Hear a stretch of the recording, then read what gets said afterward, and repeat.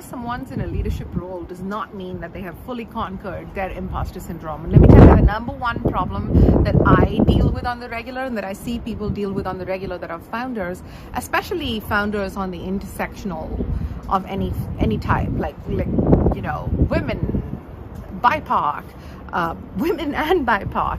When you get into that place, like, it's not imposter syndrome in a way that is like terribly black and white, which is that I feel inadequate for the room that I'm in. That's not the kind of thing I'm talking about. I'm talking about something a little bit more nuanced. Like, you're there, you know you're good at what you do, but it's just really hard to relate to someone when there's nobody to look at out there, and somebody who would recognize your experience. That said, here's a story that I have to tell you. But how often, just in case it looks like I show up and do this on the fly, and that most people who are showing up online are doing this on the fly, here's a story for you. Earlier this week, I was invited to speak along with a few others to a class from Algonquin College. It was about 40 odd students that were graduating from a marketing class, and we were talking about the idea of networking in the current environment. I mean, it's hard for most of us, and it must be really hard if you're a student and, you know, a 20-year-old going out into the world in this way.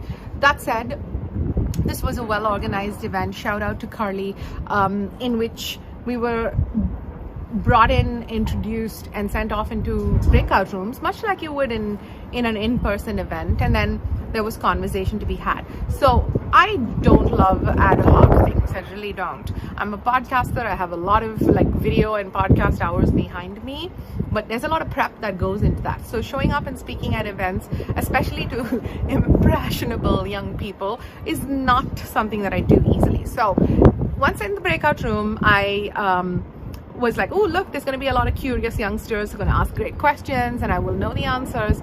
That's not how it went down. Instead, it was a room full of people, at least the 8 that I could see. There was a room full of people who was looking to me to speak and to get started and to impart some wisdom. And I had like my deep imposter syndrome moment in that. Like, everything flashed through my head and was like, oh my God, what am I doing here with like these people, like young people who are looking for answers? I have none. It's an easy place to go to. And here I have just one simple tip for you in moments like this. You've got to separate your mind. And this is where you need the mindset help. You've got to separate your mind, and these are my words, into the cerebral and then the emotional. In that moment, the emotional side of my brain was completely failing me. The emotional side of my brain was telling me all of the things that were wrong with me, all of the reasons I couldn't succeed, all of that. The cerebral side of my brain is what I needed to have take over, and I did. And that part told me, like, listen, I wouldn't be in this room unless I had been vetted by a number of people. I had, you know, checked a few boxes. So as soon as that got going, that activated, and, you know, I appeased myself. So this is what I have to say to you.